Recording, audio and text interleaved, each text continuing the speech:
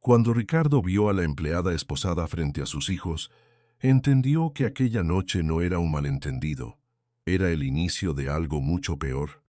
La camioneta negra se detuvo frente a la mansión con un golpe suave de llantas sobre el empedrado. Ricardo Elizondo iba cansado, con el saco del traje doblado sobre el brazo y el portafolio todavía en la mano, pensando solo en entrar, dejar todo en la entrada y cenar algo antes de dormir. Había pasado el día entero entre reuniones, llamadas y promesas de clientes que siempre querían más tiempo, más números, más paciencia. Lo último que esperaba al doblar hacia su casa, con la luz amarilla de los muros altos iluminando la fachada, era encontrar una patrulla estacionada frente al portón. Primero vio las luces, después el reflejo rojo y azul moviéndose sobre las ventanas del segundo piso. Luego escuchó el murmullo de voces, el crujido de una puerta al cerrarse y un llanto que se le clavó en el pecho antes incluso de entender de dónde venía. Bajó de la camioneta despacio, como si todavía pudiera tratarse de una confusión. Pero en cuanto levantó la vista, todo dejó de parecer una equivocación. Frente a la entrada principal, sobre la banqueta, estaba Chelo. Tenía las manos esposadas al frente, los hombros hundidos y el uniforme gris arrugado como si se lo hubieran jalado de golpe. El cabello, que siempre llevaba recogido con una limpieza casi obsesiva, se le había soltado a medias. Algunos mechones le caían sobre la cara. Tenía los ojos rojos, hinchados, y la mirada clavada en el piso no por culpa, sino por esa mezcla terrible de rabia y humillación que solo aparece cuando alguien sabe que lo están tratando injustamente y no puede hacer nada para impedirlo. A cada lado de ella había un policía. Uno sostenía su brazo con firmeza. El otro hablaba con alguien por radio sin perder la compostura. Todo en ellos parecía calculado, administrativo, normal. Y esa normalidad era lo que más le revolvió el estómago a Ricardo. Porque la escena no estaba ocurriendo en una calle cualquiera. Estaba ocurriendo frente a su casa, frente a la puerta de mármol, los ventanales limpios, el jardín recortado al centímetro y la fuente pequeña que por las noches encendía luces blancas para que la piedra se viera más elegante. A unos metros de ahí, una mujer con años de trabajo impecable estaba esposada como una delincuente, y aferrados a sus piernas estaban Emiliano y Sebastián. Los dos gemelos lloraban con esa desesperación limpia de los niños pequeños, esa que no tiene orgullo ni vergüenza. Emiliano tenía la cara hundida contra el uniforme de Chelo, abrazándola con los dos brazos como si alguien quisiera arrancarle el aire. Sebastián, en cambio, lloraba mirando de frente a los policías, con los puños cerrados y la boca temblándole de furia. «¡No se la lleven!», gritaba. «¡No se la lleven!». Ricardo sintió que la sangre se le iba a los pies. «¿Qué está pasando aquí?», preguntó, y apenas reconoció su propia voz. Uno de los policías giró hacia él con una mirada breve, profesional. «¿Usted es el señor Elizondo?». «Sí, soy yo». «¿Qué pasa?». El oficial miró un documento en su mano, luego levantó la vista. «Tenemos una denuncia por robo.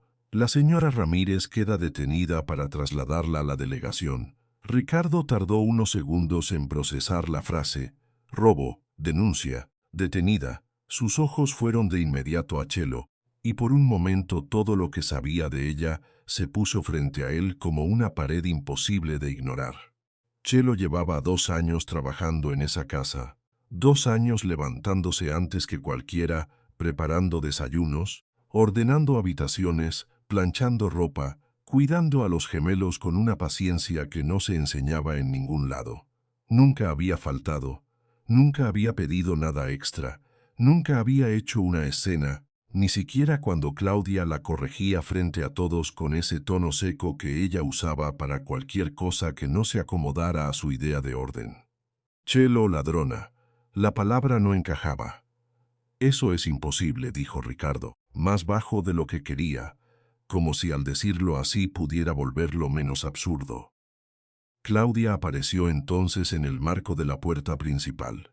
Ricardo no la había visto al llegar, o quizás sí, pero su mente todavía no había terminado de entender el cuadro completo. Ahora la vio con claridad, de pie, recta, con los brazos cruzados sobre el pecho, el cabello perfectamente peinado y la expresión controlada de quien observa una situación que, por alguna razón, le resulta satisfactoria. No había lágrimas, no había sorpresa, no había nervios, solo calma, una calma demasiado lisa. «¿Qué hacías ahí parada?», preguntó Ricardo, sin poder quitarle la vista de encima a los niños. Claudia bajó un poco la barbilla. «Lo que tenía que hacer, Ricardo. Esa mujer se metió a mi habitación».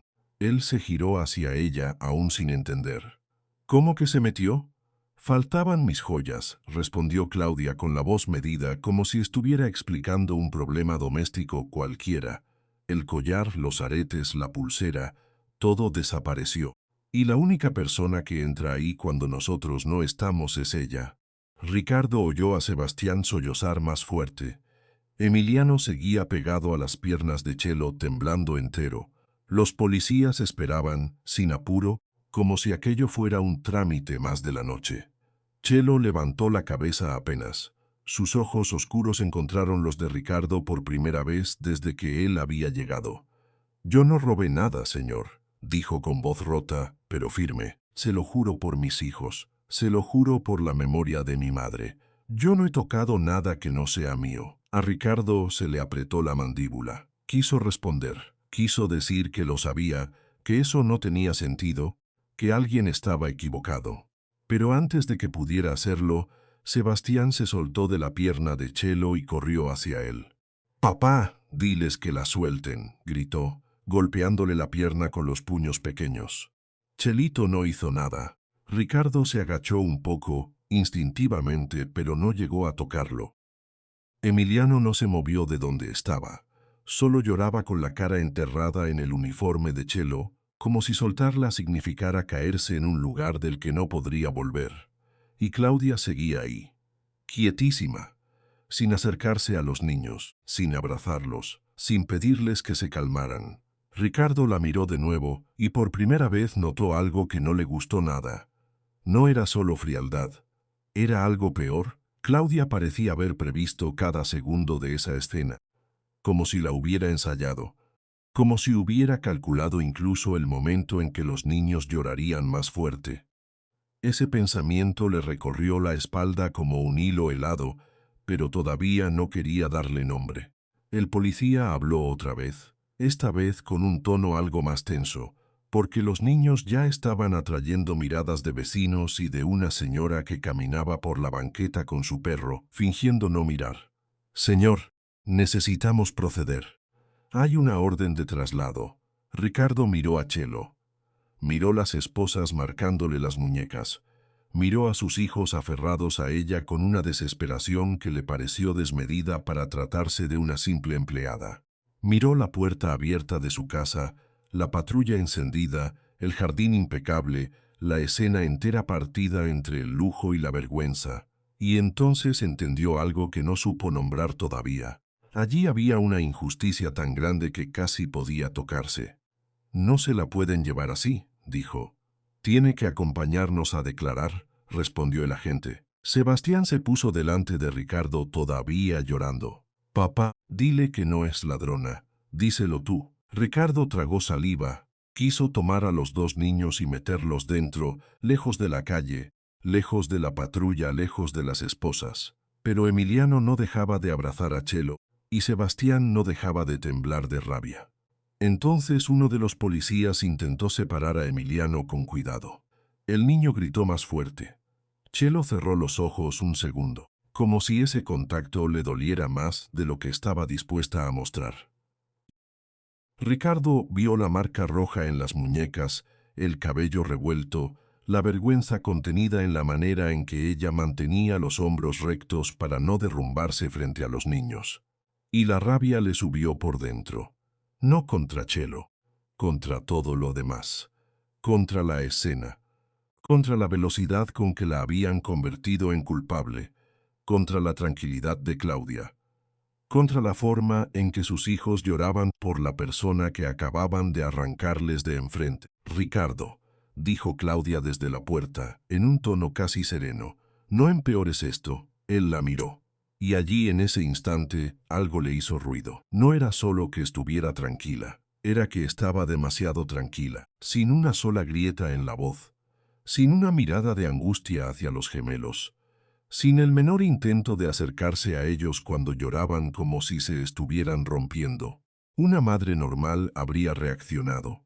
Tal vez con nervios, tal vez con enojo, tal vez con confusión, pero habría reaccionado. Claudia no. Eso fue lo primero que no encajó. Ricardo no dijo nada. Solo se quedó mirando el rostro de su esposa mientras los policías abrían espacio para llevarse a Chelo.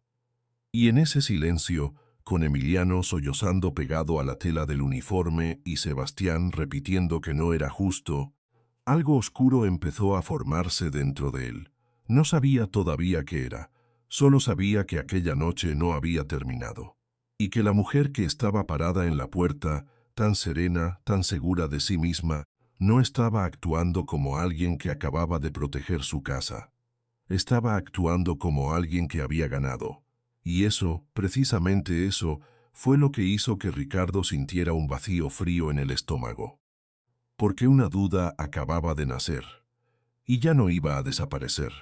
Ricardo pensó que estaba defendiendo a su esposa, hasta que una foto del joyero le demostró que alguien estaba moviendo las piezas demasiado rápido. Durante los primeros minutos después del arresto, la casa no volvió a parecer una casa. Se quedó suspendida en ese estado raro que tienen los lugares donde acaba de pasar algo injusto y nadie se atreve a mover una silla por miedo a que el silencio se rompa de nuevo. Ricardo entró con Emiliano en brazos y Sebastián pegado a su pierna, pero no fue directo a su habitación ni al estudio. Se quedó un momento en la sala, mirando la puerta principal, como si todavía esperara ver entrar a Chelo por ello con la misma calma de siempre, limpiándose las manos en el mandil y preguntando qué había que preparar para cenar. No pasó. Lo único que seguía ahí era el eco de los gritos de Sebastián, la cara de Emiliano mojada en el uniforme gris de Chelo y la imagen de las esposas marcándole las muñecas. Ricardo sintió una molestia seca detrás de los ojos, no del llanto todavía, sino de algo más torpe, más humano. La sensación de haber llegado tarde a algo que ya no podía corregirse con una cercírase o decisión. Claudia cerró la puerta principal con una tranquilidad que le resultó ofensiva. No de golpe, no con rabia. Solo la empujó hasta dejarla en su sitio y giró la llave con una lentitud que a Ricardo le pareció casi calculada. Luego se quitó una hebra imaginaria del hombro, como si hubiera terminado un trámite más de la semana, y caminó hacia la cocina sin mirar atrás. Ricardo dejó a los niños en el sillón y les pidió que no se movieran. Sebastián no le respondió. Emiliano seguía con la cara escondida entre las rodillas. El más pequeño respiraba entrecortado, como si cada bocanada le costara trabajo. Ricardo los observó un segundo más de la cuenta y tuvo la sensación incómoda de que, en ese momento, sus hijos no estaban buscando a su madre. Estaban buscando a Chelo, y esa idea le cayó mal, porque no tenía sentido. Chelo era la empleada, la que limpiaba, la que cocinaba, la que doblaba la ropa con una paciencia que parecía aprendida en otro tiempo. Claudia era su esposa, era la madre de los niños, era la persona que debía ocupar el centro de esa escena.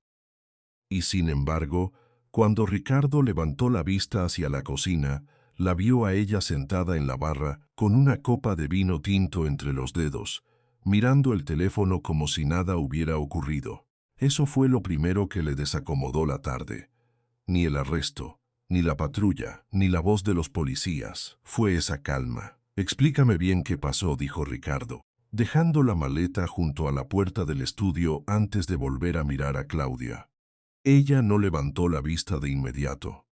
Terminó de deslizar el dedo por la pantalla, dejó el celular boca abajo y entonces sí giró el rostro hacia él.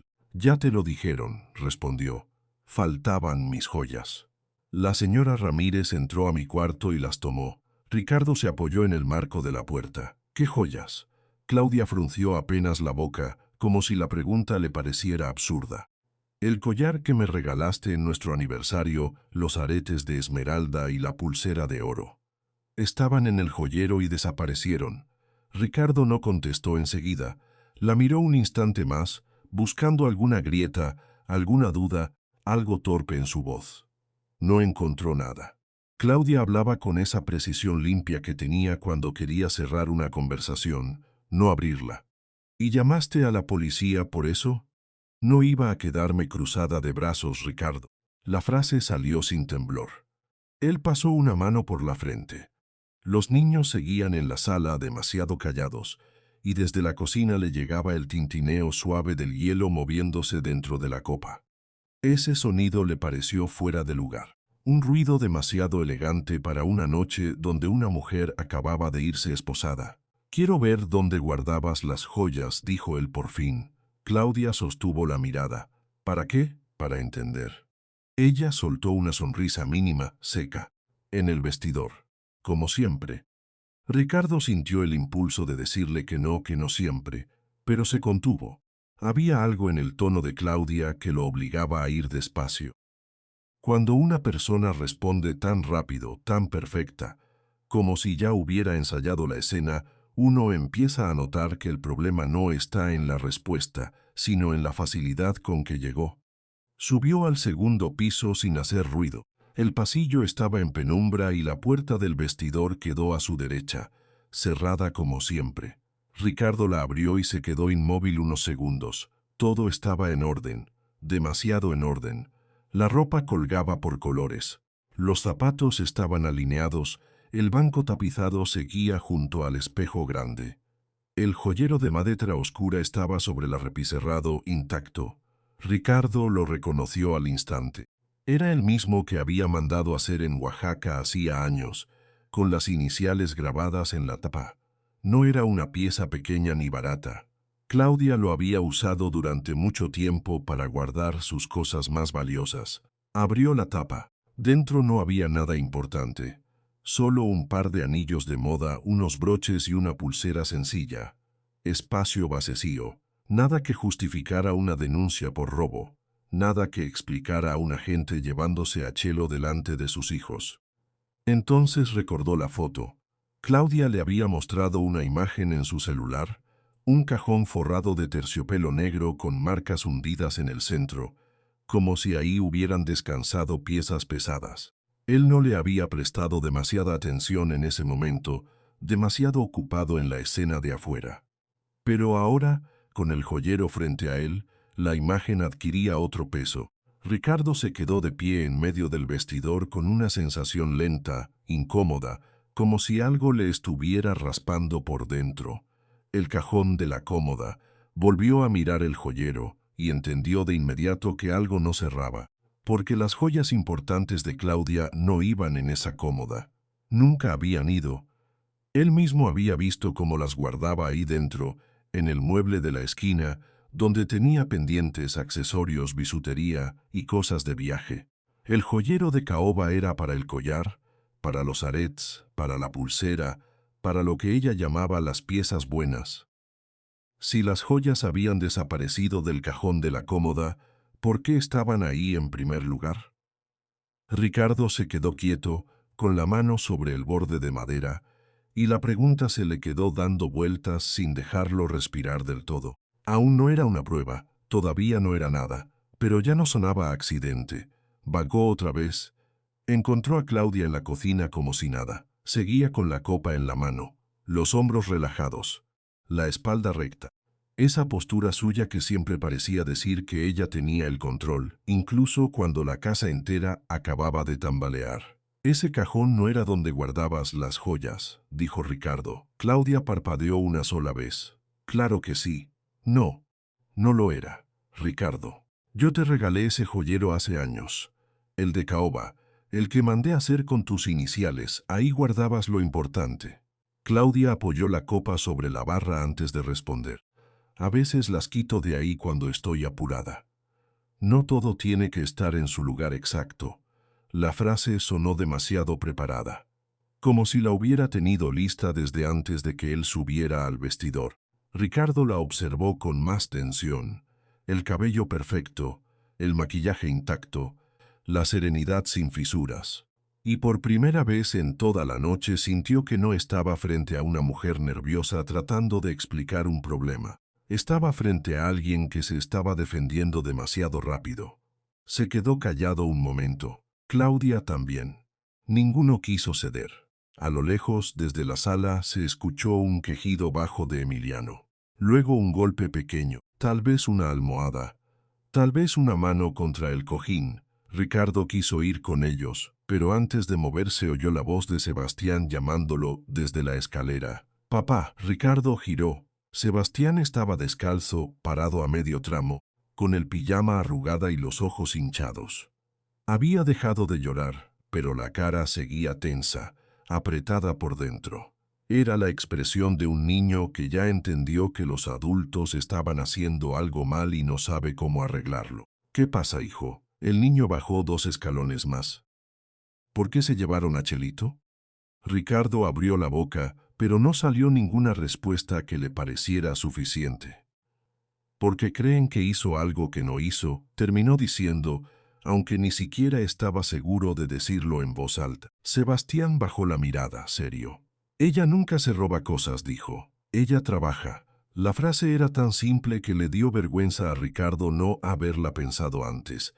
Ella trabaja, nada más, sin adorno, sin explicación, sin defensa. Sebastián siguió bajando hasta entrar a la cocina.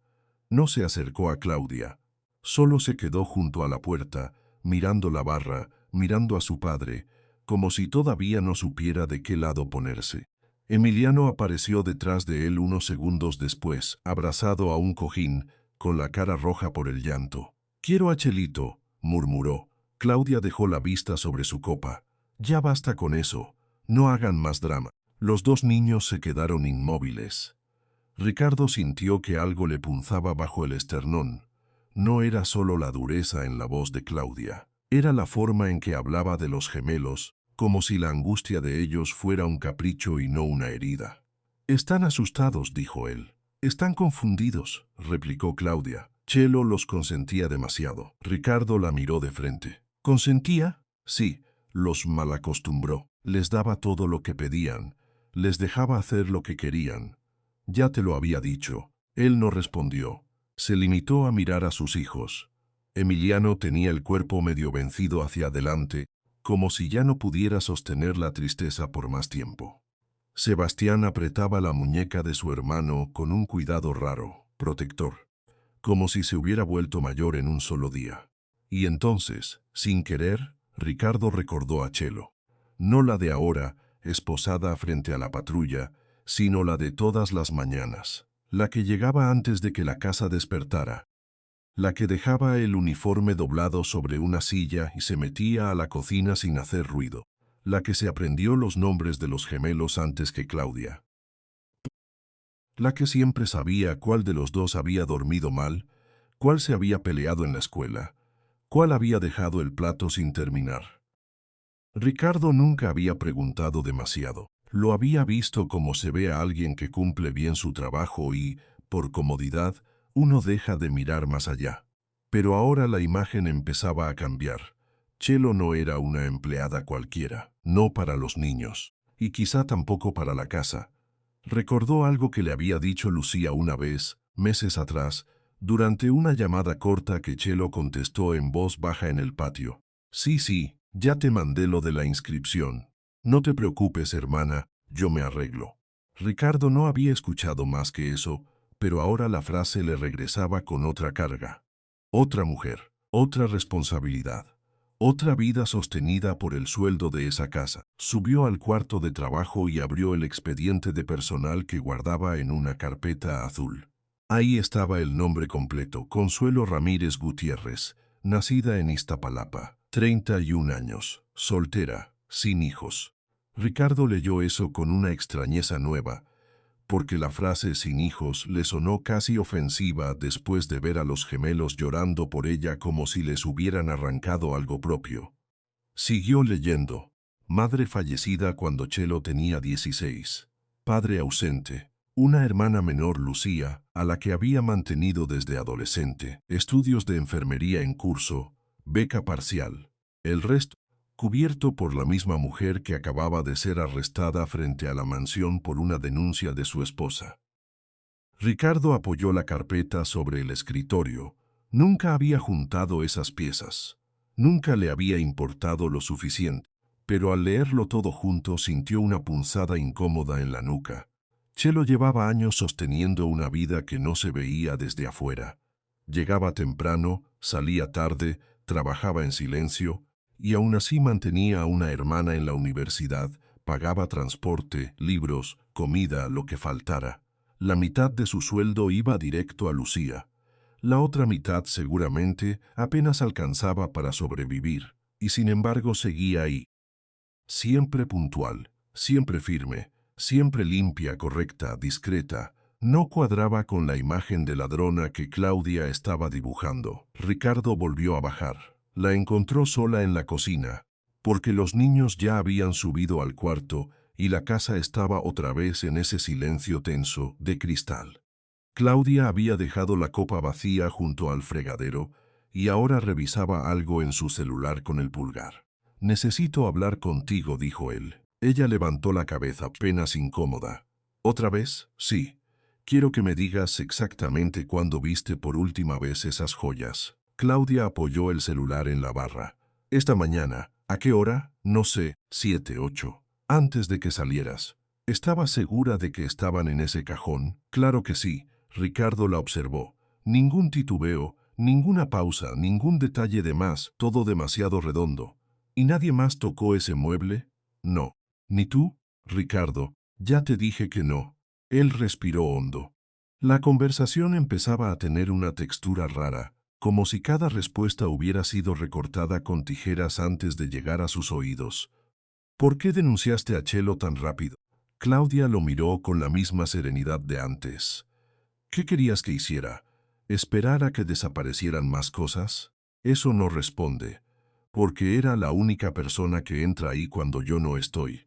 Ricardo quedó en silencio. De nuevo esa frase, la misma, exactamente la misma, como una línea prendida. Quiso seguir presionando, pero en ese momento escuchó a Emiliano llorar arriba, un llanto corto, más bajo que el de antes, como si ya se le hubiera agotado el aire. Ricardo cerró los ojos un segundo. No le gustaba la sensación de estar dejando solos a los niños, pero ya no podía apartar de su cabeza la idea de que la escena entera había sido demasiado ordenada desde el principio. Tomó la foto del celular de Claudia sin pedir permiso. «Déjame ver esto otra vez». Ella no se opuso. Ricardo amplió la imagen con los dedos. El cajón de terciopelo negro, vacío, las marcas hundidas. El ángulo de la foto, la luz y algo le llamó la atención. No era el hueco, era el fondo del cajón. Un borde ligeramente distinto, como si la foto hubiera sido tomada después de mover algo. Se inclinó más, entrecerrando los ojos. Había una pequeña diferencia de color en la esquina superior derecha. Una sombra fina, demasiado fina para ser casual. Sintió un latido extraño en la garganta. «¿Quién tomó esta foto?», preguntó. Claudia parpadeó. «Yo. ¿Tú?» «Sí». «¿Y por qué no me la enseñaste en la habitación sino después?» «Porque no estabas». «No, Claudia. Estoy hablando de por qué la foto está tomada desde tan arriba, como si alguien la hubiera hecho rápido, sin encuadrar bien». Por primera vez desde que comenzó la conversación, ella no respondió de inmediato. Fue apenas un segundo, una pausa mínima, pero suficiente. Ricardo lo notó. Claudia apartó la vista. Fue un gesto pequeño, casi invisible, pero ahí estaba. Y ese desvío tan breve le dijo más que toda la explicación anterior. «No sé de qué hablas», dijo ella al final. Ricardo miró la foto otra vez. Después levantó los ojos. La cocina estaba en orden, demasiado limpia, demasiado quieta. Sin embargo, ahora todo parecía tener una superficie falsa, como si la casa entera hubiera sido acomodada con prisa sobre algo que no debía verse. Entonces recordó otra cosa. El día anterior, al regresar de Guadalajara, había pasado por el vestidor a dejar su maleta. La puerta estaba entornada. Claudia estaba adentro. Él había tocado antes de entrar y la había oído decir algo rápido, como si estuviera hablando sola. En ese momento no le dio importancia. Ahora la escena volvía con un peso diferente. Se quedó inmóvil con la foto en la mano. Claudia lo observaba, aún sentada junto a la barra, con esa expresión exacta que no se había roto ni una sola vez desde el arresto. Ni rabia, ni miedo, ni vergüenza, solo control. Y Ricardo entendió algo que le desagradó más que cualquier otra cosa. Si Claudia era inocente, estaba demasiado preparada. Y si no lo era, entonces todo lo que había pasado esa noche no había sido una discusión doméstica. Había sido una puesta en escena. Sintió el corazón más lento, como si su cuerpo empezara a defenderse de la idea antes de que su cabeza pudiera aceptarla. Miró hacia el pasillo. Oyó el murmullo apagado de los gemelos arriba, la puerta de un cuarto cerrándose despacio, el sonido de una casa que todavía seguía funcionando aunque algo se hubiera quebrado por dentro. Ricardo guardó el teléfono de Claudia sobre la barra y dio un paso atrás. Ya no estaba seguro de a quién defendía. Y justo entonces, mientras volvía a mirar la foto del cajón vacío, notó un detalle que no había visto antes. En la esquina inferior de la imagen, reflejado apenas sobre el brillo del terciopelo, había una sombra que no pertenecía ni a Claudia ni al mueble. Parecía la silueta de alguien más. Ricardo levantó la vista muy despacio, con una sensación helada recorriéndole la espalda, y la sospecha empezó a tomar forma concreta. Entonces cerró la puerta del estudio. Encendió la computadora y entró a las cámaras sin imaginar que iba a haber algo capaz de destruir su matrimonio. La grabación no solo mostró un montaje perfecto, mostró a la verdadera culpable moviendo cada joya con calma, como si estuviera dejando una trampa lista para atrapar a una inocente. Ricardo se quedó inmóvil frente a la pantalla negra unos segundos, con las manos apoyadas en el borde del escritorio y el pecho apretado, como si alguien le hubiera cerrado la respiración con un puño invisible. En el estudio ya no se escuchaba casi nada, solo el zumbido bajo de la computadora, el aire acondicionado trabajando a intervalos y muy lejos, el ruido apagado de la casa que seguía viva sin pedirle permiso a la culpa. Volvió a encender el monitor. La imagen del vestidor apareció otra vez. La hora en la esquina superior derecha marcaba 14:07. Ricardo se inclinó hacia adelante. Tenía la mandíbula tan tensa que le dolían los músculos del rostro. Dio play. Claudia entró sola al vestidor con el celular en la mano y esa seguridad fría que siempre parecía llevarla recta, sin un solo tropiezo. No miró al frente de inmediato. Primero volvió la cabeza hacia la puerta, luego hacia el pasillo, como si estuviera comprobando que nadie la siguiera. Después cerró el vestidor detrás de sí con una suavidad exagerada, casi delicada, como si no quisiera despertar a nadie con su movimiento. Ricardo sintió un vacío en la boca del estómago. Claudia se acercó al joyero de caoba. Lo abrió. Dentro estaba el collar de diamantes, los aretes y la pulsera. Las piezas brillaron apenas con la luz blanca de la lámpara del techo. Ella no las tocó con prisa ni con nervios. No hubo temblor en sus manos, no hubo respiración agitada. Tomó primero el collar, lo sostuvo un segundo entre los dedos como si estuviera recordando algo, y luego lo dejó en el cajón de la cómoda, sobre el terciopelo negro que ya había preparado antes. Después hizo lo mismo con los aretes, luego con la pulsera. Ricardo dejó de parpadear. No había duda, no había un error posible. La cámara no estaba borrosa, no había sombra que ocultara la escena, no había excusa técnica que salvara aquello. Claudia había sacado las joyas del joyero, las había dejado en el cajón y, unos segundos después, había cerrado el mueble con la misma calma con la que alguien guarda unas llaves en la bolsa. Ricardo apretó los dedos sobre el escritorio. Entonces el video mostró algo todavía peor. Claudia sacó el celular, abrió la cámara, tomó la foto del cajón vacío con una rapidez práctica, sin acercarse demasiado, como quien ya sabe exactamente qué ángulo necesita para que la prueba se vea convincente. Después dejó las joyas de nuevo sobre la tela y se quedó mirando la pantalla del teléfono, ampliando la imagen, verificando el encuadre. Había concentración en su gesto, no duda, no enojo, no dolor. Concentración, como una mujer que está armando una escena. Ricardo sintió que el aire se le volvía denso. La imagen en la laptop seguía avanzando. Claudia volvió a meter las joyas en la maleta negra que estaba escondida al fondo del closet, detrás de abrigos que nadie usaba. Luego se enderezó, acomodó la blusa con 2 dedos y marcó un número en el celular. Ricardo subió el volumen. «Sí, ya vinieron a revisar», dijo Claudia en voz baja. «No, no está aquí. No, no sé cuánto hace que desapareció». La voz sonaba limpia, estable, incluso tranquila. Ricardo se llevó una mano a la cara.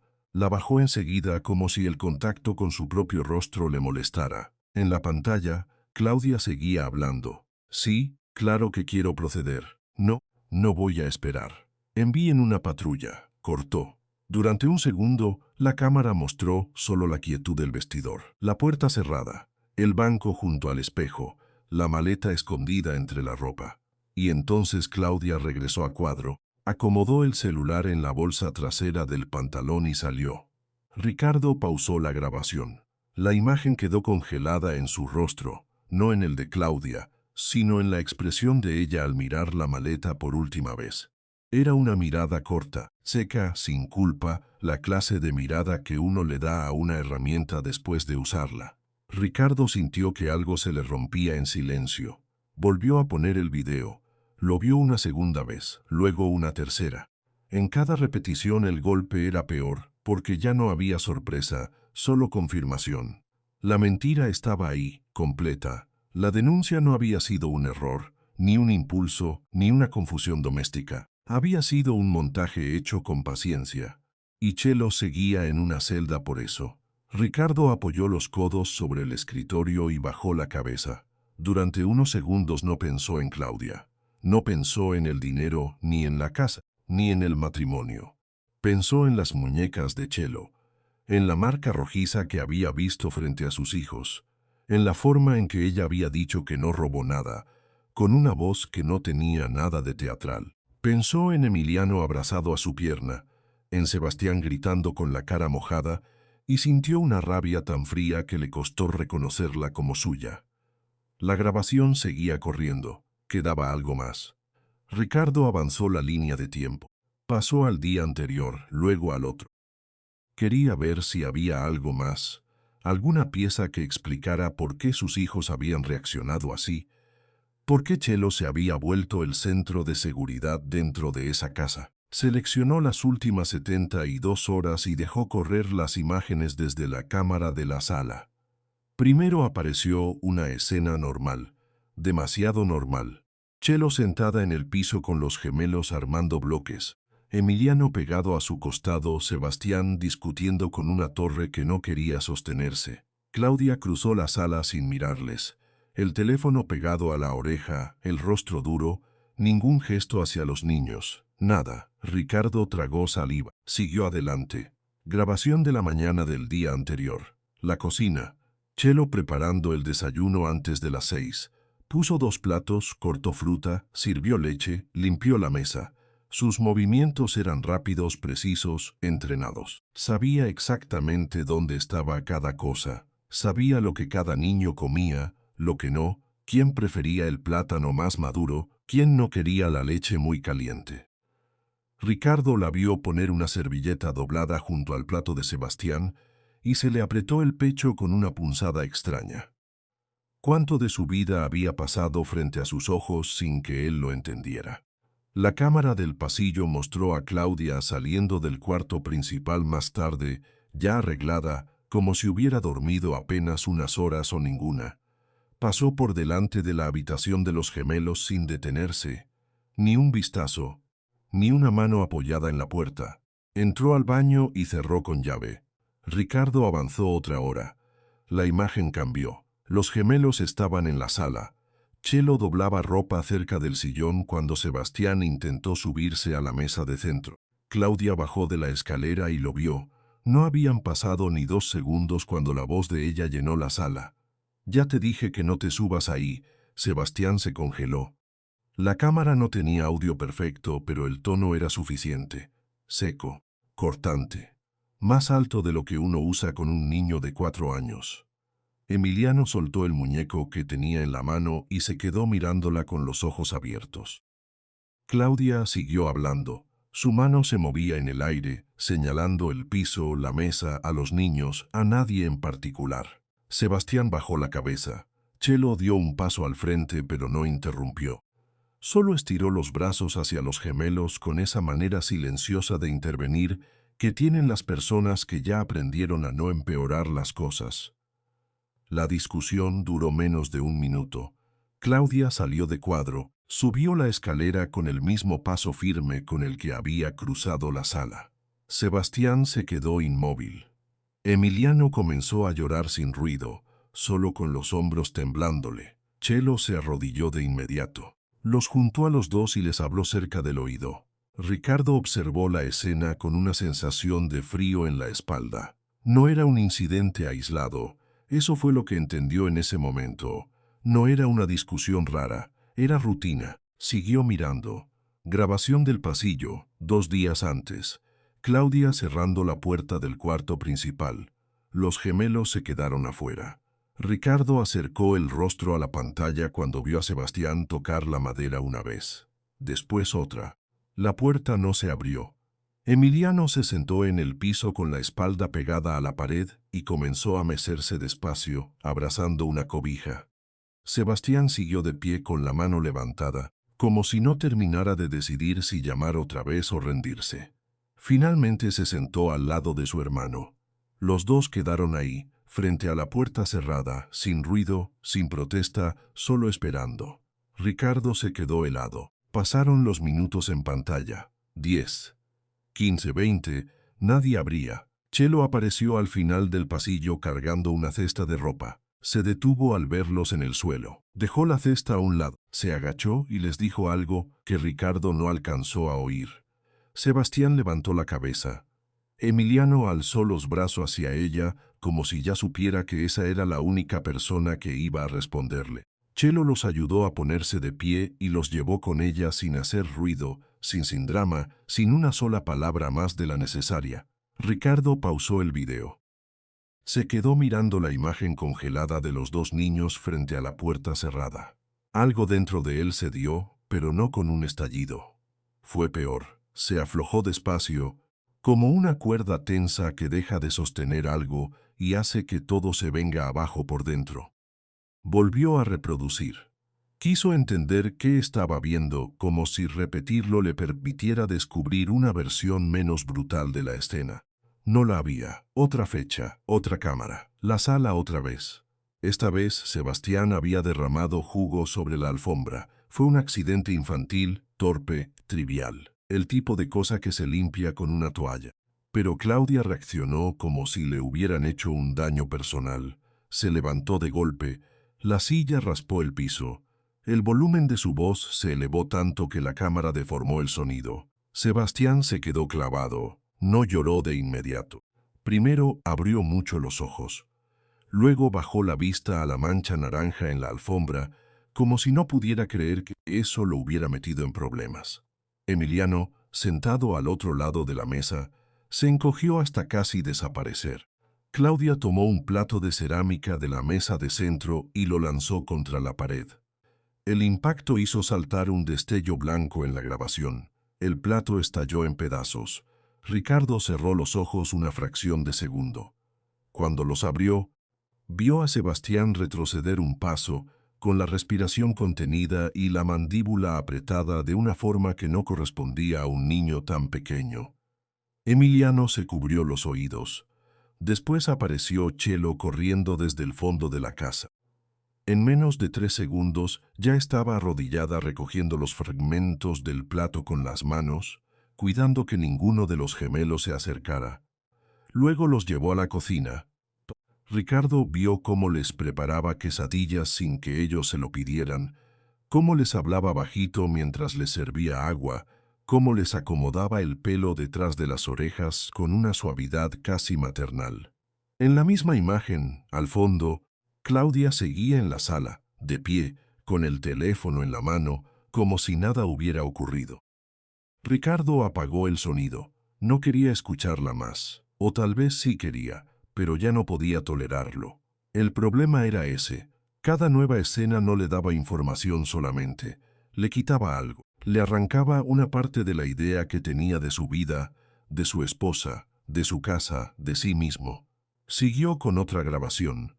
Claudia en la cocina, un día después, hablando por teléfono mientras los gemelos le pedían algo fuera de cuadro. No había claridad en las palabras de los niños, pero sí en la reacción de ella. Un gesto seco con la mano, una orden corta. Los dos pequeños insistieron. Claudia dejó el teléfono, tomó un vaso de vidrio y lo dejó caer al fregadero con tanta fuerza que el sonidío se escuchó incluso en el audio comprimido. Emiliano se echó hacia atrás. Sebastián dio un paso al frente, luego se detuvo. No hicieron berrinche. No hubo llanto inmediato. Solo ese silencio aturdido de los niños que aprenden a medir el ambiente antes de respirar. Ricardo sintió que el corazón le golpeaba en la garganta. Miró otra grabación. Otra. En una, Sebastián trató de entrar al cuarto principal. Claudia lo detuvo con la mano extendida y cerró la puerta en su cara. En otra, Emiliano estaba parado al pie de la escalera con la mirada baja, sosteniendo un dibujo.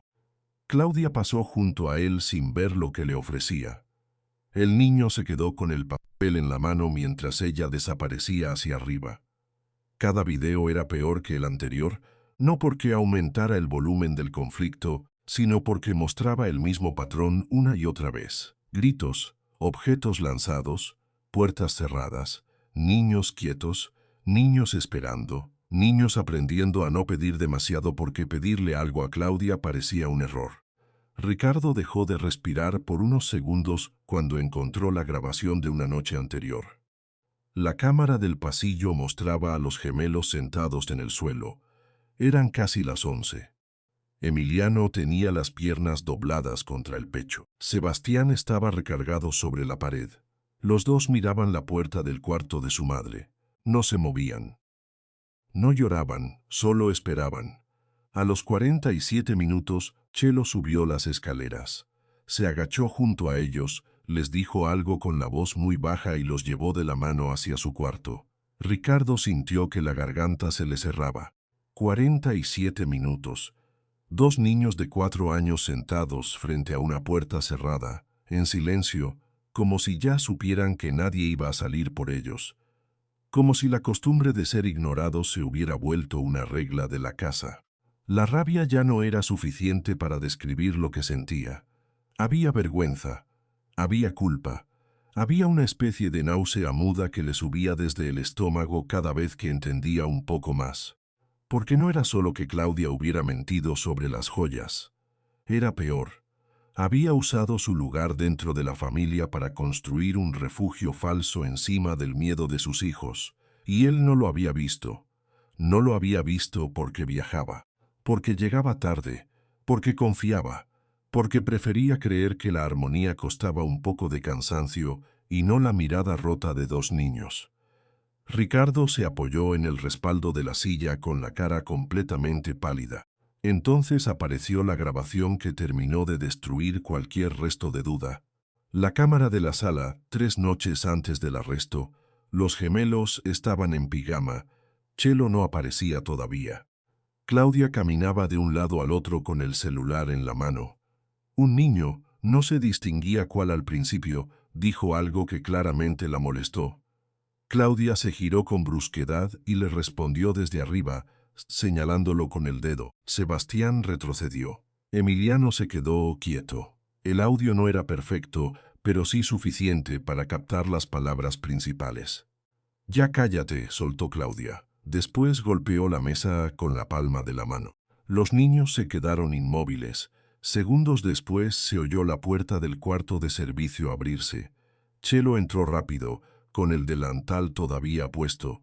Se interpuso entre Claudia y los niños sin decirle nada. Solo colocó una mano en el hombro de cada gemelo y los fue alejando hacia la cocina. Fue un gesto pequeño, pero en la grabación se veía claro lo que significaba. Chelo estaba protegiendo. Ricardo se quedó viendo esa escena con una presión insoportable detrás de los ojos.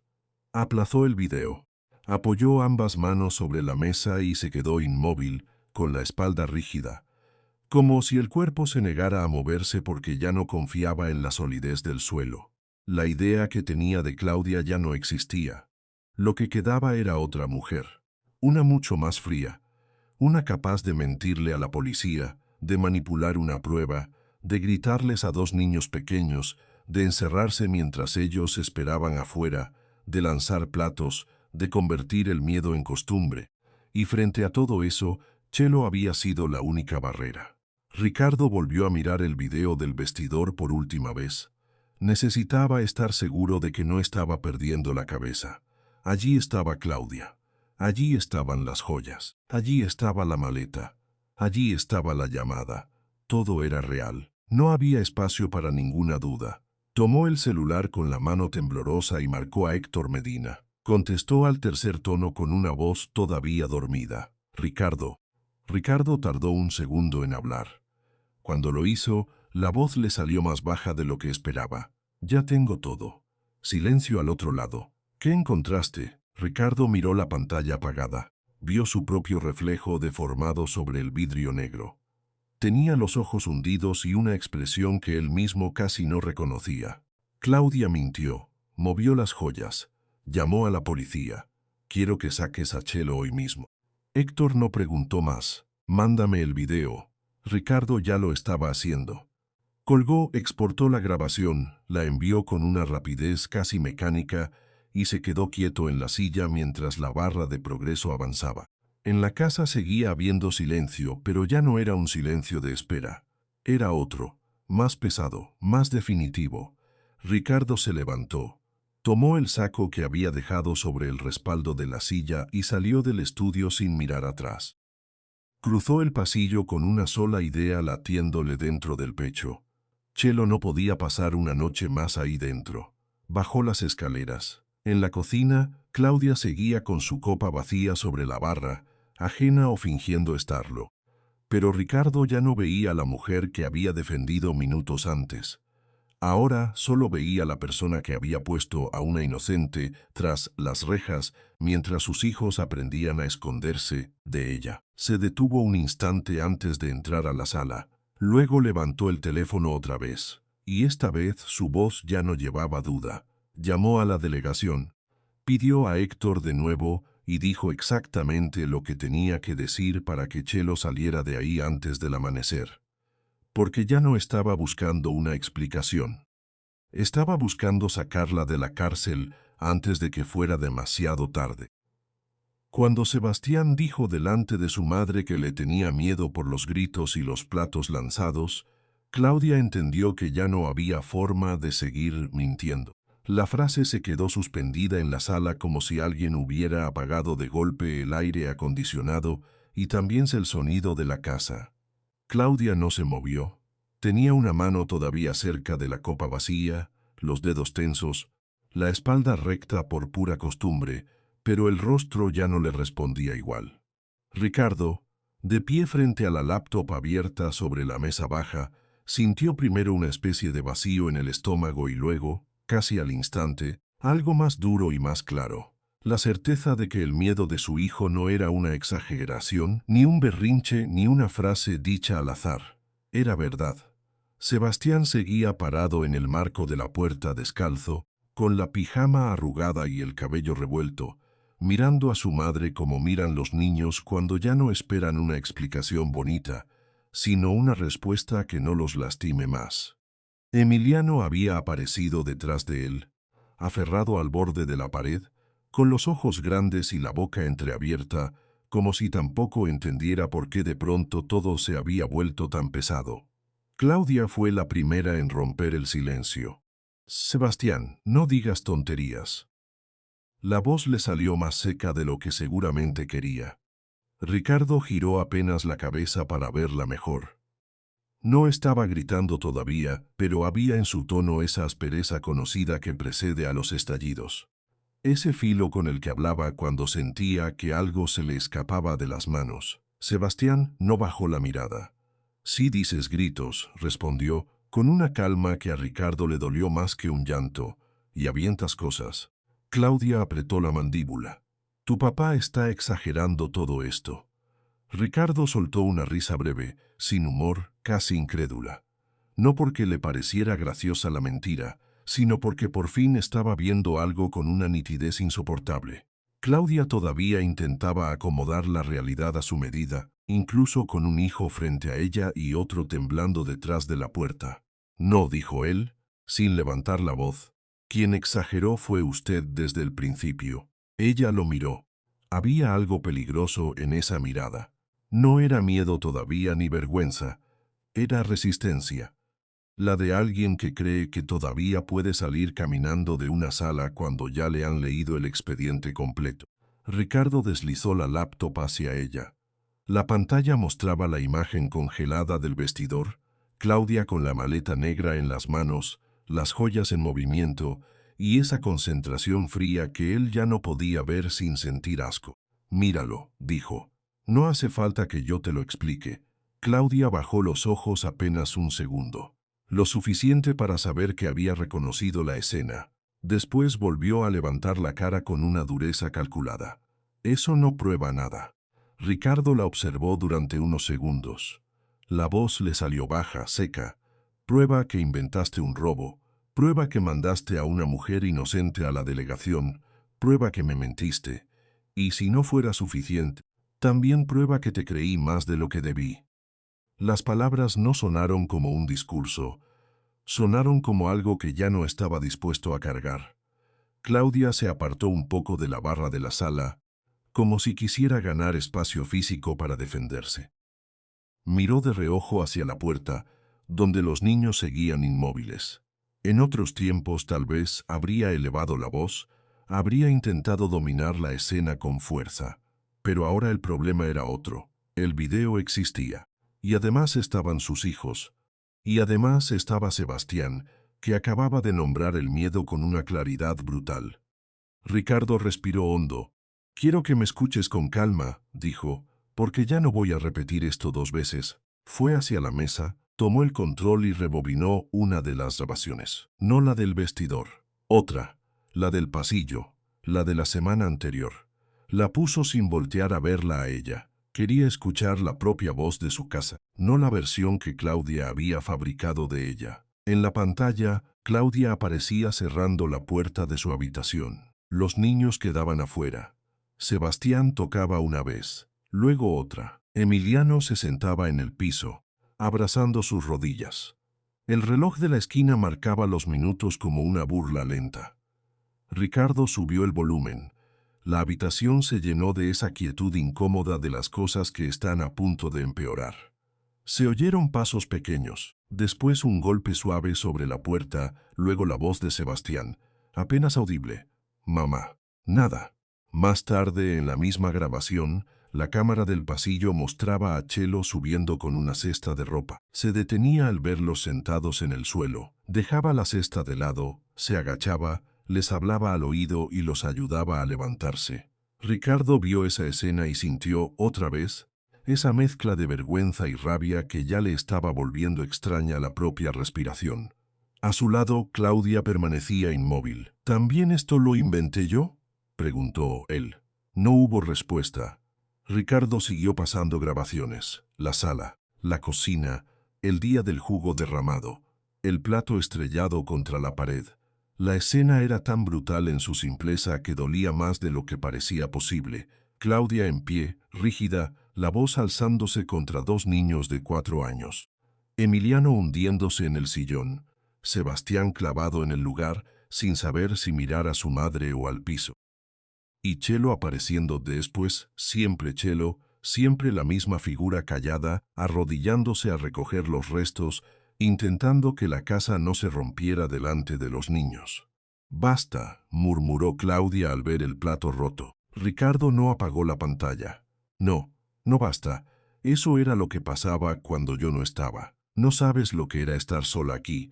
La confesión salió por fin, pero no como una admisión limpia, sino como una queja herida, casi defensiva. Claudia se cruzó de brazos, Y por un instante volvió a aparecer la mujer segura de sí misma que él había llevado años mirando sin verla de verdad. Tú viajabas, dijo. Tú salías. Tú regresabas cuando querías. Yo me quedaba aquí con 2 niños pegados a esa mujer todo el día. Todo el día, Ricardo. ¿Sabes lo que se siente entrar a tu propia sala y que te miren como si fueras una visita? Ricardo la escuchó sin interrumpirla. Les daba estructura, dijo él despacio. Claudia soltó una risa pequeña amarga. Les daba lo que yo no podía darles. Eso es lo que quieres decir. Él no respondió, porque por primera vez no quería convertir esa conversación en una discusión de culpables domésticos. Ya no, lo que veía ahora no era solo cansancio, ni celos, ni inseguridad. Era algo más oscuro. Una rabia mal dirigida que había terminado cayendo sobre los únicos que no podían defenderse. Ricardo cambió la grabación otra vez. La pantalla mostró a los gemelos sentados en el piso del pasillo, frente a la puerta cerrada de Claudia, casi a las 11 de la noche. No lloraban, esperaban. Ese detalle fue el que les revolvió el estómago. No estaban haciendo un berrinche, estaban aprendiendo. Aprendiendo que una puerta cerrada podía significar abandono, que insistir servía de poco y que el silencio era a veces la única forma de resistir. Sebastián vio la imagen y frunció el ceño. Ahí fue, dijo, con la inocencia brutal de los niños que no miden el efecto de sus palabras. Mamá no abrió. Claudia giró la cara hacia él. No sabes de qué hablas. Sí sé, respondió el niño. Tú dijiste que no te molestáramos. La frase cayó con una precisión que dejó a Ricardo quieto, porque no era un ataque, no era una acusación ensayada, era un recuerdo. Claudia tragó saliva. Por primera vez su postura perdió un poco de firmeza. El control que intentaba sostener con los hombros se le desacomodó apenas 1 centímetro, pero Ricardo lo vio. Vio también el miedo de sus hijos y vio a Chelo mirando desde la cocina, en otra grabación, acercándose sin ruido para levantar a los gemelos del piso. No era así, dijo Claudia, aunque su voz ya no sonaba segura. Ricardo sostuvo su mirada. Sí era así. Entonces ella bajó la vista al piso. No por derrota completa, sino por cálculo. Como si estuviera buscando una salida que todavía no le habían cerrado. Los niños exageran cuando están alterados, murmuró. Y tú también. Siempre la defendiste demasiado. Ella se metió entre nosotros. Ricardo soltó el aire lentamente por la nariz. No, ella se metió entre ellos y tú. Ese fue el punto exacto en el que la escena cambió de tono. No porque Claudia se derrumbara de inmediato, sino porque dejó de intentar negar todo. Sus ojos se volvieron más duros, más brillantes, más incómodos. ¿Y qué querías que hiciera?, dijo, con una amargura que ya no alcanzó a esconder. ¿Que sonriera mientras mis hijos me ignoraban? ¿Que aceptara que la persona que los cuidaba era la que más confiaban? ¿Que me sentara a mirar cómo me dejaban fuera de mi propia casa? Ricardo no levantó la voz. No la necesitaba. Lo que nunca debiste hacer fue usar la policía. Claudia apretó los labios. Fue un gesto pequeño, pero suficiente para confirmar lo que él ya sabía. Sí, había cruzado la línea consciente y deliberadamente. Y lo sabía. Entonces Ricardo abrió el expediente digital que Héctor le había enviado hacía 1 hora. Lo proyectó en la pantalla de la laptop. Aparecieron las capturas del video, el tiempo exacto, la secuencia completa, la llamada a la patrulla, la hora de llegada, el informe de traslado. Todo organizado con frialdad de oficina. Héctor ya lo vio, dijo. Ya está retirando la denuncia. Chelo sale hoy. Por primera vez, Claudia mostró algo parecido al pánico. No puedes hacer eso sin hablar conmigo. Ricardo la miró con una calma que no le conocía. Ya hablé suficiente contigo. Ahora va el abogado. La puerta de la sala se abrió otra vez. Sebastián entró descalzo, abrazándose a sí mismo, como si la tensión del ambiente lo hubiera empujado desde el pasillo hasta ahí. Emiliano seguía detrás, más tímido, sujetando un borde de su pijama con los dedos. Ambos miraron la pantalla. Vieron el video del pasillo, vieron la puerta cerrada, vieron a su madre en la imagen vieja, y algo en sus expresiones cambió, no de golpe, pero sí lo suficiente para que Ricardo comprendiera que ya no estaban escuchando una discusión de adultos. Estaban reacomodando su propia historia. Claudia intentó hablarles. «Niños, no hagan caso de esto. Su papá está enojado». Sebastián alzó la barbilla. «Yo no estoy enojado», dijo. «Estoy diciendo la verdad». Claudia parpadeó. Fue la primera vez que pareció verdaderamente desarmada. «Mamá, tú me gritas», siguió Sebastián, «y a Emi también, y avientas cosas». Emiliano apretó más fuerte el borde de su pijama. No habló, pero no apartó la mirada. Ricardo sintió que el pecho se le apretaba otra vez, pero esta vez no por sorpresa, por la evidencia simple y devastadora de los niños diciendo lo que durante meses nadie había querido nombrar. Claudia dio un paso hacia Sebastián. Él retrocedió apenas. Ese movimiento minúsculo fue peor que cualquier grito. La madre lo vio, lo entendió, y el rostro se le endureció por reflejo, como si intentara recuperar dominio antes de caer por completo. Ricardo cerró la laptop con una sola mano. El golpe seco del cierre sonó como una puerta final. «Se acabó», dijo. Claudia lo miró. «¿Qué quieres decir?» «Que mañana mismo mi abogado presenta la demanda de divorcio y la solicitud de custodia». Ella abrió la boca, pero no logró hablar de inmediato. Era evidente que no esperaba oírlo así, tan directo, tan limpio, tan irreversible. «No puedes separarme de mis hijos». Ricardo la sostuvo con la mirada. «Te separaste tú sola cuando decidiste que el miedo valía más que la verdad». Claudia comenzó a respirar más rápido. Ya no tenía esa compostura perfecta de antes. El cuerpo la estaba traicionando. Los hombros, la voz, los dedos. «No es justo», dijo, y ahora sí sonó rota, aunque todavía a la defensiva. «Yo también soy su madre». Una madre no encierra a sus hijos detrás de una puerta para callarlos. Silencio. Ricardo vio que Emiliano se había acercado a Sebastián y le había tomado la mano.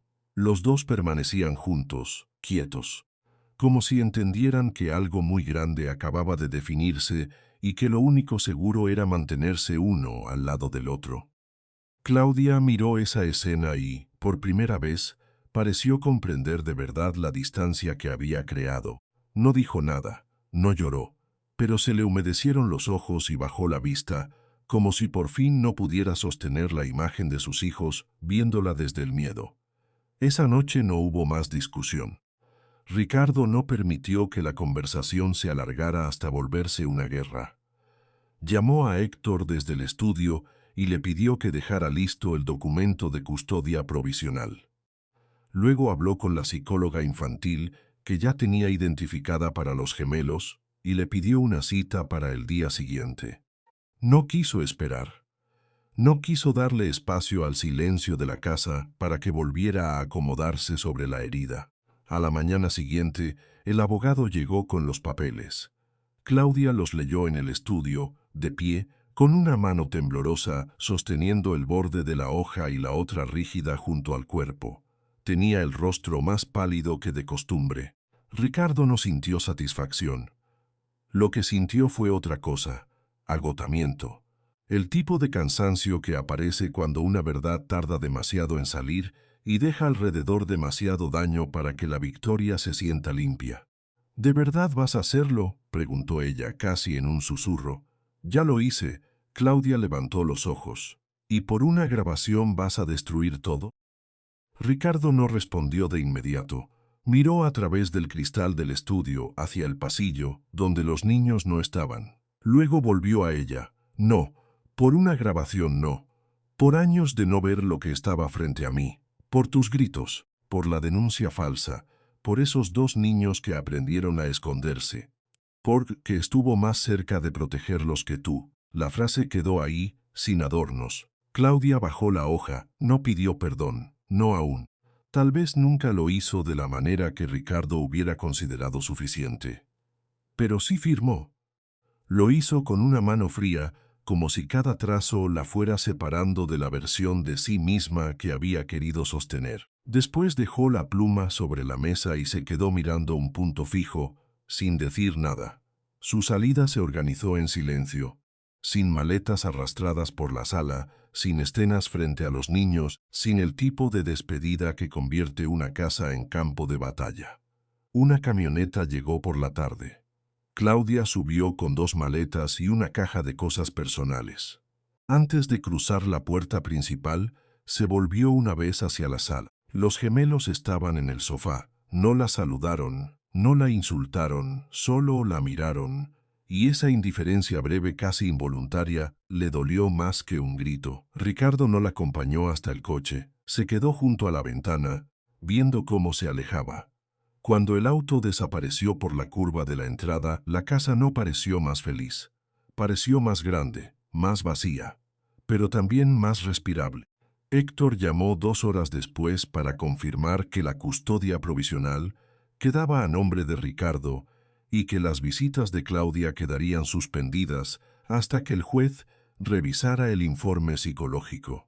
Ricardo colgó el teléfono y se quedó un momento con la mano sobre la mesa, mirando el vacío donde antes había estado el ruido. Ese mismo día fue a buscar a Chelo. No la mandó llamar. Quiso ir él mismo. La encontró en el departamento de la Colonia del Valle, sentada junto a una ventana pequeña, con una taza de café en las manos y el uniforme doblado sobre una silla. Cuando lo vio entrar, no se levantó de inmediato. Solo lo miró con una cautela cansada, como quien no sabe si lo que viene es una buena noticia o una deuda más. Ricardo se quedó de pie frente a ella y por primera vez no buscó rodeos. Claudia ya no vive en la casa, dijo. La denuncia quedó retirada. Y mañana mismo vamos a poner todo en regla para que vuelvas si todavía quieres hacerlo. Chelo tardó unos segundos en responder. ¿Y los niños? Están conmigo. Ella bajó la mirada a la taza. No quiero volver para que se repita lo mismo. No se va a repetir, dijo él con una firmeza que no tenía nada de arrogante. Habrá un contrato nuevo, seguro, horarios claros, y nadie en esa casa va a levantarle la voz a los niños otra vez. Chelo apretó los dedos alrededor de la taza. Yo no quiero caridad, señor. Ricardo asintió. No es caridad, es justicia, y también es lo mínimo. Ella lo observó en silencio. En sus ojos había cansancio, sí, pero también una resistencia vieja, como si todavía no terminara de creer que un cambio así pudiera sostenerse.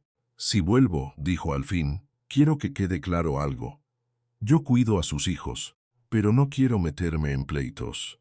No quiero sentirme otra vez como si me fueran a señalar por existir en esa casa. Ricardo entendió de inmediato. Nadie te va a señalar. Y no quiero dormir en un cuarto chico como antes. No después de todo. Tendrás condiciones dignas. Tú me dirás cuáles. Chelo asintió lentamente. No como quien acepta un favor, sino como quien establece una frontera sana por primera vez en mucho tiempo. Volvió a la casa al día siguiente. Los gemelos la vieron entrar desde la escalera y no corrieron de inmediato. Primero se quedaron quietos, mirándola como si la memoria aún les pidiera prudencia. Chelo los esperó en la puerta sin extender los brazos, sin llamarlos, sin obligarlos a decidir rápido. Solo se quedó ahí serena, con la mochila al hombro y el rostro cansado de una mujer que ha tenido que aprender demasiado pronto a no prometer lo que no puede cumplir. Emiliano fue el primero en moverse. Bajó 2 escalones, luego se detuvo. Sebastián avanzó un poco más, pero lo hizo despacio, como si estuviera verificando que nadie fuera a interrumpir ese momento. ¿Ya regresaste?, preguntó Sebastián, con una voz más baja que de costumbre. Sí, mi niño. ¿Y ya no te van a llevar? Chelo se agachó para quedar a su altura. No, ya no. Sebastián la abrazó con una fuerza inmediata, casi feroz, como si todavía necesitara comprobar que el cuerpo de ella seguía ahí. Emiliano tardó más. Se acercó después, primero tocándole la manga, luego la mano, luego el hombro, como había hecho tantas veces antes. Solo cuando se convenció de que era real apoyó la cabeza contra su costado. Ricardo observó esa escena desde el pasillo y sintió un nudo en la garganta que no lo avergonzó. La casa iba a tardar en sanar. Eso lo entendió desde el primer día. No bastaba con sacar a Claudia ni con cerrar la puerta detrás de ella. Había que reaprender todo. La forma de hablar, de caminar por los pasillos, de abrir una puerta sin hacerlos sobresaltar, de preguntar antes de tocar, de sentarse a la mesa sin que los niños esperaran el siguiente problema. Por eso llamó a la psicóloga. Por eso canceló viajes. Por eso empezó a llegar a casa antes de las 6 cuando podía hacerlo. Por eso ya no dejó que el trabajo ocupara el espacio donde antes vivía el silencio. Las primeras sesiones con la doctora no fueron fáciles. Emiliano hablaba poco. Sebastián hablaba demasiado, pero de otras cosas. La especialista no forzó nada. Les dio plastilina, hojas, bloques, muñecos. Les dejó decidir a qué jugar. Ricardo aprendió que sanar a un niño no significa sacarle un relato perfecto, sino darle un lugar donde el cuerpo deje de estar en guardia. Chelo volvió a cocinar como siempre, pero ahora podía hacerlo sin mirar por encima del hombro cada 2 minutos. Empezó a dejar libros cerca de la cama de los niños. Cambió el modo en que doblaba las toallas. Puso música suave en la cocina algunas mañanas. Y poco a poco la casa, sin volverse otra, comenzó a sentirse menos peligrosa. Un día, al pasar por la sala, Ricardo escuchó a Sebastián reírse de algo que Emiliano había dicho. Era una risa breve, todavía frágil, pero real. Se quedó quieto un momento escuchándolos desde el pasillo, como si ese sonido necesitara un minuto para entrarle del todo al cuerpo. No era una victoria completa, todavía no, pero sí era una señal. Una noche mientras cenaban, Emiliano dejó de comer y levantó la vista hacia Ricardo. ¿Mañana también vas a estar? Ricardo levantó los ojos del plato. Sí, ¿y pasado? También. Emiliano pareció pensarlo un momento, como si necesitara comprobar la lógica de una promesa repetida.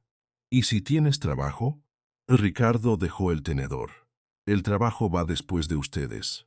Sebastián, con la boca todavía llena, lo miró con una expresión entre seria y satisfecha. Eso está mejor. Chelo, desde la cocina, sonrió apenas. Fue una sonrisa pequeña, casi invisible, pero Ricardo la alcanzó a ver en el reflejo de la ventana. Pasaron semanas, luego meses. La casa no volvió a ser la misma, y quizá por eso empezó a ser mejor. Había horarios, rutinas, citas marcadas en el calendario, cuentos antes de dormir, desayunos menos apurados y sobre todo había algo que antes no existía: previsibilidad. Los niños sabían quién iba a estar. Sabían a quién llamar. Sabían que una puerta cerrada ya no era una amenaza, que un plato en la mesa no iba a volar por los aires, que una voz alta no significaba el fin del día. Ricardo aprendió a notar sus gestos. El modo en que Emiliano se relajaba cuando Chelo le tocaba el hombro. El modo en que Sebastián dejaba de interrumpir cuando veía a su hermano cansado. El modo en que ambos miraban la entrada de la casa sin el sobresalto de antes.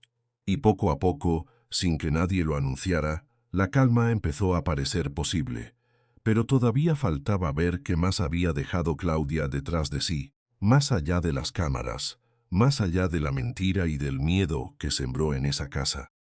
Porque cuando una familia aprende a vivir bajo tensión, no basta con quitar a la persona que grita. A veces el daño se queda escondido en lugares más profundos. Y eso fue justo lo que Ricardo empezaba a sospechar. Mientras observaba a sus hijos dormir por fin con la respiración tranquila, todavía no había terminado de reconstruirlos. Recién estaba entendiendo cuánto había destruido, de verdad, todo ese tiempo.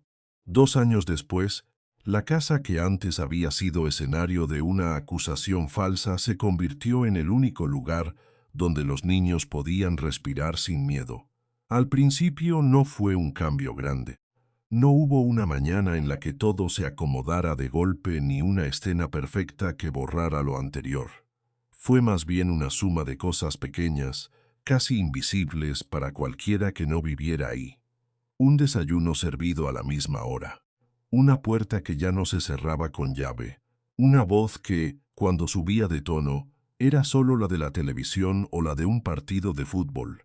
Un pasillo por el que Emiliano caminaba sin pegarse a la pared. Una risa de Sebastián que ya no salía a la defensiva.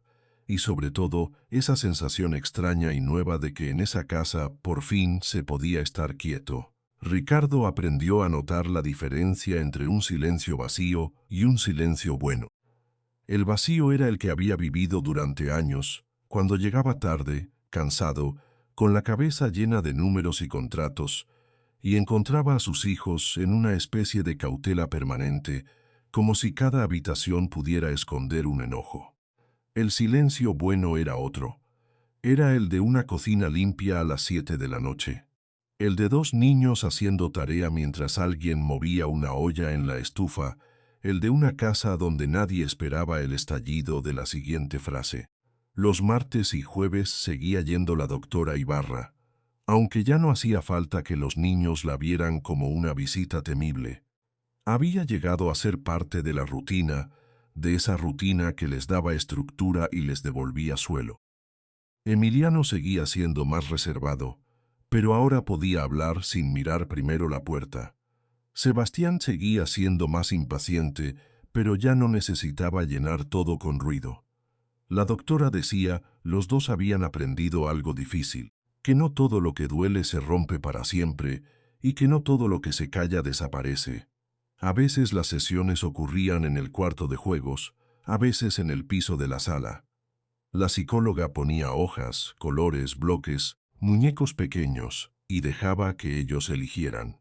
Con Emiliano eso funcionaba mejor que cualquier pregunta directa. Él tomaba el crayón, dibujaba, tachaba, volvía a empezar, y poco a poco empezó a dibujar cosas distintas. Primero la casa, luego la cocina, luego a su hermano corriendo atrás de una pelota, luego a Chelo con un mandil azul que no era el uniforme de antes, sino uno nuevo que Ricardo le había mandado hacer, porque ella ya no quería volver a sentirse invisible dentro de su propio trabajo. La doctora Ibarra notó algo que Ricardo no había visto hasta que se lo dijo. Emiliano ya no dibujaba figuras separadas por tanto espacio. Al principio siempre dejaba distancia entre las personas. Había huecos, puertas, esquinas, pasillos. Ahora las figuras empezaban a tocarse, una mano sobre un hombro, un brazo alrededor de una cintura, dos niños de la misma altura junto a un adulto. Un perro pequeño que una vez Ricardo llevó a casa para sorpresa de Sebastián.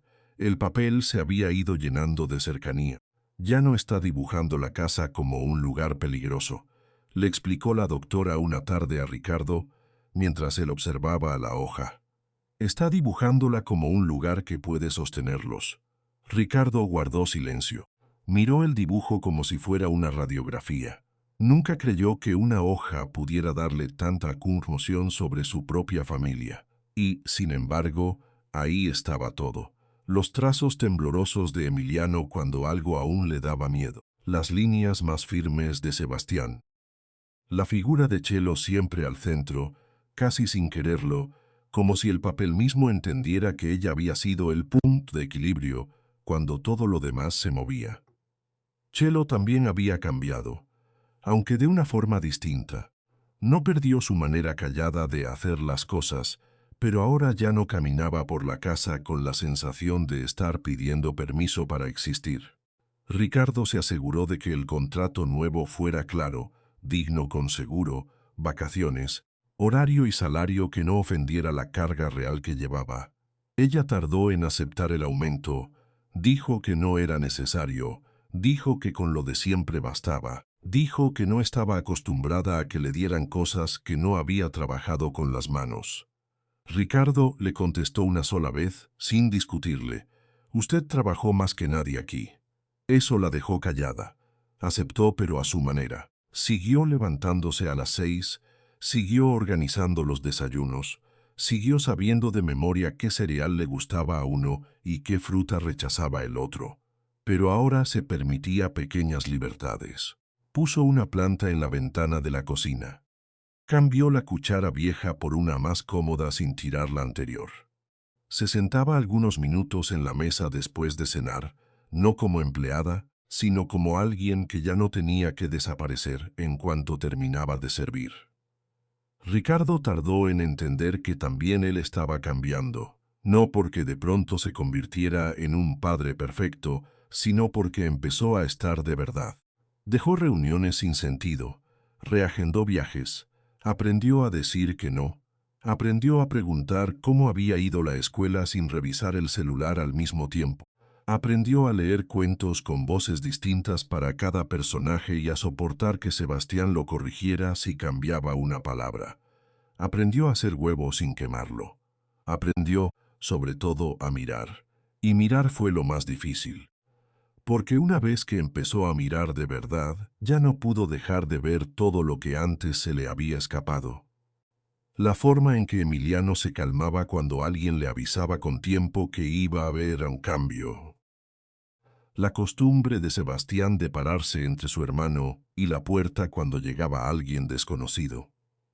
El modo en que Chelo siempre primero revisaba el rostro de los niños antes de contestar una pregunta. Las señales estaban ahí desde hacía mucho, solo que antes Ricardo llegaba demasiado tarde o demasiado cansado para unirlas. La terapia fue soltando nudos a su ritmo. No rápido, no bonito, no de película. Hubo días en los que Emiliano no quiso hablar. Hubo semanas en las que Sebastián regresó a ese impulso de querer resolver todo a gritos. Hubo una tarde en que uno de los niños oyó un plato caer en la cocina y se quedó inmóvil, con el cuerpo entero tenso, como si el pasado hubiera vuelto en un segundo. Chelo fue la primera en agacharse a su altura, tocarle la espalda y decirle despacio que no había peligro. Ricardo tardó unos pasos más, pero llegó, y eso, en sí mismo, ya era distinto. La doctora decía que sanar no era borrar la memoria, sino enseñarle al cuerpo a no vivir como si todo fuera a repetirse. Por eso la casa se llenó de pequeñas repeticiones buenas. El mismo desayuno, el mismo cuento, la misma luz en la tarde entrando por la ventana de la cocina, el mismo orden en las mochilas antes de dormir, el mismo vaso de agua al lado de la cama cuando alguno despertaba en la noche. Los niños empezaron a descansar de verdad, y cuando un niño descansa de verdad, la casa entera cambia de ritmo. El día en que Emiliano volvió a dormir con la luz apagada sin llamar a nadie, 3 veces fue una victoria tan discreta que casi pasó desapercibida. Pero Ricardo la celebró en silencio desde el marco de la puerta. Se quedó ahí, sin entrar, viendo cómo el pecho de su hijo subía y bajaba con una calma que hacía años no veía. Luego cerró la puerta muy despacio, como si cualquier ruido pudiera romper ese momento. Sebastián también tuvo sus propias victorias. Empezó fútbol en la escuela y al principio jugaba con una intensidad que parecía pelea. Corría como si el balón fuera algo que había que salvar antes de que se perdiera. Luego fue aprendiendo a jugar en equipo, a pasarla, a esperar, a no gritar cuando perdía. No siempre lo conseguía, pero cada vez era más fácil. Una tarde llegó a casa con una medalla de participación de plástico barato y la levantó como si fuera un trofeo de campeonato. «Me la gané», dijo, orgulloso. «Claro que sí», respondió Ricardo, sin ironía, sin corrección. Sebastián se quedó mirándolo un segundo, midiendo si esa aceptación era real. Después sonrió con esa confianza de los niños que empiezan a creer que no todo elogio viene con trampa. Lucía, la hermana de Chelo, también tuvo su momento. Se graduó de enfermería en una ceremonia sencilla, en un auditorio lleno de flores de papel y gente con los ojos mojados. Chelo fue al frente con un vestido prestado que le quedaba un poco largo y con las manos apretadas alrededor del bolso como si no supiera dónde poner la emoción. Ricardo la acompañó, sentado 2 filas atrás, sin invadir, solo estando. Cuando Lucía cruzó el escenario con el diploma entre las manos, Chelo se llevó una mano al pecho y lloró en silencio. No de tristeza, no de miedo. Lloró con la clase de alivio que solo sienten quienes han cargado demasiado tiempo el peso de una promesa cumplida. Lucía la abrazó al bajar. Y en ese abrazo hubo años enteros de cansancio, turnos dobles, dinero contado, noches sin dormir y una hermana mayor que nunca se rindió. Ricardo vio a Chelo limpiarse la cara con el dorso de la mano y entendió algo que no había entendido antes. Ella no solo había protegido a sus hijos, también había sostenido una vida entera fuera de esa casa, una vida que se mantenía de pie por puro esfuerzo. Después de eso, Ricardo quiso hacer más por ella, pero aprendió que no todo se resuelve con dinero. Aún así, dejó de pensar en términos de favor y empezó a pensar en términos de justicia. Le pagó mejor, le dio horarios humanos, le ofreció estabilidad y, más importante, dejó de tratarla como una persona que debía agradecer. Ahora era él quien agradecía. Una noche, después de cenar, Emiliano se quedó mirando a Chelo mientras ella recogía la mesa. «Chelito», dijo, «¿mañana vas a estar aquí?» Chelo se detuvo un segundo. «Sí, mi niño». «¿Y pasado?» «También». Emiliano asintió, como si necesitara comprobar que la respuesta no cambiaba. «Entonces ese está bien». Ricardo sintió un nudo en la garganta al oírlo. 2 años antes, la mera idea de que un niño preguntara eso le habría parecido exagerada. Ahora entendía que no lo era. Era una pregunta de seguridad, de amor, de supervivencia. Sí. Los niños preguntan eso cuando ya aprendieron lo que cuesta confiar. La relación entre Ricardo y sus hijos también se volvió otra cosa, no más correcta, más verdadera. Ya no era solo el padre que llegaba con regalos y ausencias largas. Era el hombre que se sentaba en el piso a armar bloques, que esperaba que Emiliano le mostrara un dibujo, que escuchaba a Sebastián explicar con toda seriedad por qué un perro no podía ser delantero si no sabía correr. Se volvió más torpe en algunas cosas y más sensible en otras. Aprendió a reconocer el silencio de un niño cansado y el de un niño asustado. Aprendió que a veces un abrazo no sirve para resolver nada, pero sí para recordarles que no están solos. Los gemelos crecieron. Emiliano se volvió más seguro, más curioso, más dispuesto a levantar la mano en clase. Ya no escondía la cara cuando lo corregían. Sebastián seguía siendo el impulsivo, pero ahora tenía una energía menos herida, menos defensiva. Empezó a defender a otros niños en la escuela cuando veía que los empujaban. La maestra le dijo a Ricardo en una junta que era de esos niños que sienten demasiado, pero que están aprendiendo a usar eso para bien. Ricardo sonrió al escucharla y pensó que quizá así funcionan algunas reparaciones. No vuelven a dejarte como eras antes, sino como alguien que entendió demasiado temprano lo que duele y decidió no repetirlo. Pasaron meses así, con sus rutinas y sus avances mínimos. Hubo un verano en que la casa entera olía a fruta y protector solar. Hubo un invierno en que los niños hicieron cartas para la maestra y barra con dibujos de la familia. Hubo mañanas de escuela en que Emiliano salió primero por la puerta sin mirar atrás. Hubo noches en que Sebastián se quedó dormido antes de terminar el cuento. Hubo domingos de ropa tendida y cocina abierta. Hubo una normalidad nueva, más frágil al principio, luego más firme. Ricardo entendió que ser padre presente no era compensar el pasado con exceso de regalos. Era estar en el desayuno aunque hubiera reuniones, estar en la clase abierta del colegio, estar cuando Emiliano tenía fiebre, estar cuando Sebastián se peleaba con un compañero. Estar cuando Chelo necesitaba salir temprano por Lucía. Estar sin convertir la presencia en un discurso. Y sí, todavía dolía pensar en todo lo que no vio. Todavía le pesaba la vergüenza de haber confundido comodidad con confianza. Pero también había aprendido algo más útil que la culpa. Había aprendido a reparar sin pedir aplausos. 2 años después de aquella noche frente a la patrulla, la cocina volvió a ser el centro de la casa. No el lugar del engaño, sino el lugar de la verdad lenta, la que se construye con hábitos y cuidados. Era sábado, afuera lloviznaba. La ventana estaba apenas empañada. Chelo movía una olla de chocolate con canela mientras el olor dulce llenaba el aire y se mezclaba con el pan tostado. Sebastián estaba en la mesa dibujando una cancha de fútbol. Emiliano hojeaba un cuaderno con las piernas cruzadas sobre la silla.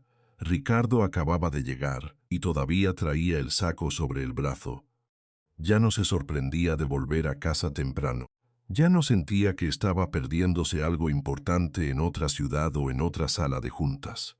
Lo importante estaba ahí, sentado frente a él, manchando una servilleta con migas de pan. Papi, dijo Emiliano sin levantar la vista, ¿me ayudas con esta suma? Ricardo dejó el saco en la silla. Claro, se sentó junto a él, tomó el lápiz y vio el ejercicio. Sebastián se inclinó para mirar también, fingiendo que no le interesaba, aunque en realidad le interesaba todo lo que hacía su hermano. Chelo sirvió 3 tazas de chocolate y dejó una cuarta para ella más tarde. Nadie hablaba fuerte, nadie interrumpía. Solo existía la cocina, el vapor, la lluvia afuera y esa paz pequeña que no necesitaba declararse. Ricardo tomó un sorbo. Estaba caliente, espeso, con la canela justa que Sebastián seguía pidiendo siempre. Miró a sus hijos, miró a Chelo y sintió algo parecido a la gratitud limpia. No por haber ganado una batalla, sino por haber llegado a tiempo para otra vida. Emiliano resolvió la suma y levantó la cara para buscar aprobación. Ricardo asintió. Sebastián soltó una broma tonta y Chelo rió apenas, una risa corta, de esas que todavía parecían un tesoro. Ricardo la escuchó y sin decir nada, entendió que esa era la clase de casa que habían construido. Una casa donde la risa no tenía que pedir permiso. Y en esa cocina, con el olor a chocolate y canela, Ricardo entendió que la verdad nunca había estado en las cámaras. Estaba en los niños que él tardó demasiado en mirar.